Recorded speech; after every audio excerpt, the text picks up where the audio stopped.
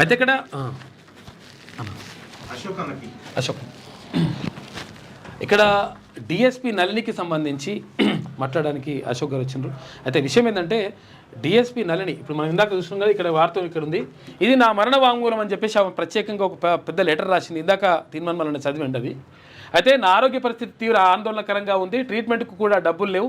తెలంగాణ ఉద్యమంలో రాజీనామా చేసిన డిఎస్పి నళిని బహిరంగ లేఖ రాసింది. అయితే అసలు యాక్చువల్గా ఆమెకు అంటే నేను ఇంత ఫస్ట్ నుంచి కూడా ఫోన్ కలుపుతున్నా ఓసారి ఎంగేజ్ వస్తుంది, లేకపోతే ఫోన్ ఎత్తుతలేరు. మరి ఏమవుతుందో అర్థమవుతలేదు. దానిపైన మాట్లాడడానికి అశోక్ గారు వచ్చిండ్రు. ఒక్క నిమిషం ఆ విషయం పైన మాట్లాడడానికి.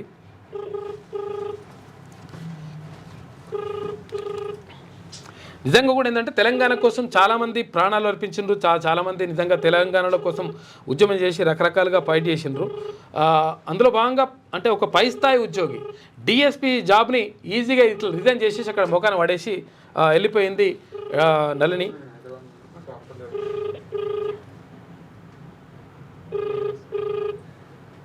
ఏదో కొంచెం ఫోన్ మాట్లాడతలేనట్టు చెప్పండి సార్.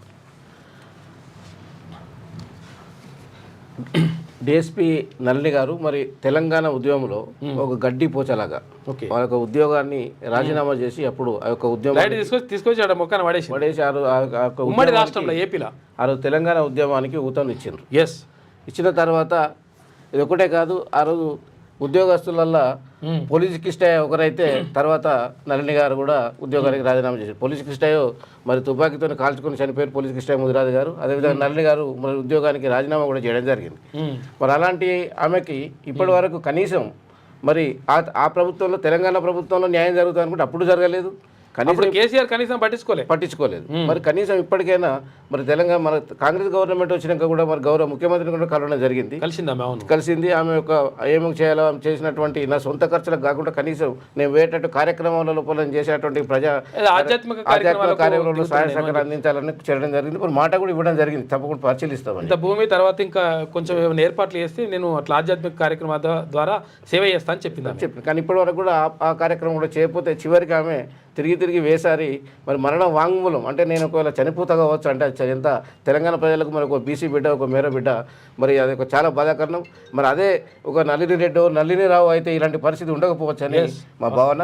తప్పకుండా ఈ ప్రభుత్వం తక్షణమే ఒక 5 కోట్ల రూపాయలు మరి తక్షణమే ఆమెకి ఇచ్చి ఆమె ఆరోగ్యం బాగు చేయాలని చెప్పి ఆ బీసీ బిడ్డను కాపాడాలని చెప్పి మేము డిమాండ్ చేస్తున్నాం టీఆర్పీ పార్టీ నుంచి. మరి అదేవిధంగా ఇప్పుడు ఎంతోమంది ఎన్నో రకాల అంటే వేల మందికి ఇప్పుడు 1000 కోట్ల రూపాయల బ్యాంకు రుణాలే కావచ్చు. మరి మంచి ఇవాళ నిన్ననే పేపర్లో చూసినాం సుబ్బరామిరెడ్డికి ఎన్నో కోట్లు దాదాపుగా 5,000 చిల్లర కోట్లు మరి మాఫీ చేసిన అని చెప్తున్నారు. మరి అలాంటి వారికి 1,000 కోట్లు చేసారు కానీ ఇక్కడ చూసుకో 5 కోట్లు ఇస్తుంది ధరిస్తలేదు. కాబట్టి తక్షణమే మరి నల్లి ఆరోగ్యాన్ని ఆదుకోవడం కాకుండా ఆమె చేసేటువంటి ఆధ్యాత్మిక కార్యక్రమాలను కూడా మరి నిలిచిపోయేలేగా నిజంగానే ఆమె ఆరోగ్య పరిస్థితి ఏమైనా జరిగితే కనీసం ఆమె గుర్తుగానన్నా అది నిలిచిపోయే విధంగా మరి కాంగ్రెస్ ప్రభుత్వం ఆదుకోవాలని కోరుకుంటాం. ఎంత బాధ ఉంటే రాస్తారు మరణ వాంగ్మూలం అని రాసింది ఆమె. మరణ వాంగ్మూలం అంటే నేను చచ్చిపోతున్నా చివరి మాటలని చివరి కోరికలు చివరి మాట అన్నట్టు మరణ వాంగ్మూలం. ఎవరైనా చచ్చిపోతే మరణ వాంగ్మూలం తీసుకుంటారు. నిజంగా ఎందుకు చచ్చిపోతున్నావమ్మా, ఏం కథ, ఎవరైనా వేధించిండ్రా, లేకపోతే ఎట్లనే వేసిండ్రా, ఏమైంది, లేకపోతే సొంతంగా నువ్వే చచ్చిపోతున్నావు అని చెప్పేసి మరణ వాంగ్మూలం తీసుకుంటారు.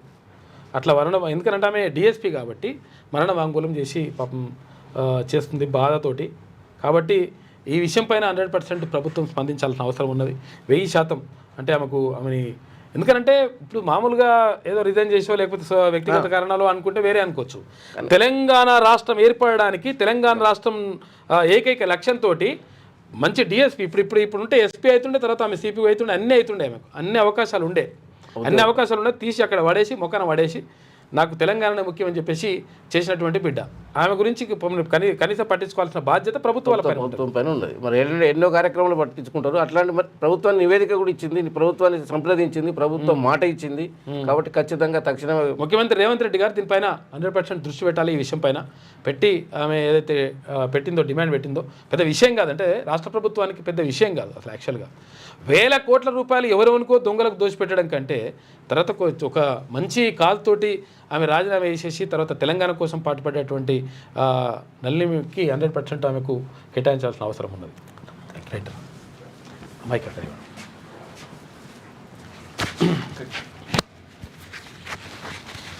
ఇది ఆమెకు ఫోన్ చేస్తున్నాము, ఫోన్ చేస్తే కాకపోతే ఎంత ఎత్తుతలేదు ఆమె సరిగా.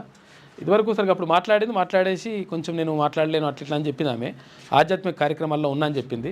కాకపోతే ఇప్పుడు నేను అప్పటి నుంచి న్యూస్ స్టార్టింగ్ నుంచి కూడా ఇప్పటి వరకు అప్పటి నుంచి ట్రై చేస్తున్నా, కాకపోతే ఫోన్ ఎత్తుతలేదు ఎందుకో. మరి మెసేజ్ కూడా పెట్టినా, మరి చూడాలి, ఒకవేళ ఎత్తుతే మాట్లాడిస్తా. మీ వ్యాపారం అభివృద్ధి కావాలని కోరుకుంటున్నారా? అయితే వెంటనే క్యూనస్ని సంప్రదించండి. Schools, colleges, banks, shops, office promotions, land promotions, political promotions, restaurant promotions, hospital promotions, పుట్టినరోజు వేడుకలు, శుభకార్యాలు, వ్యాపారాలు ఏవైనా, సందర్భం ఏదైనా ఇప్పుడే క్యూనస్ ద్వారా తెలియజేయండి. మీ వ్యాపారాన్ని అభివృద్ధి చేసుకోండి.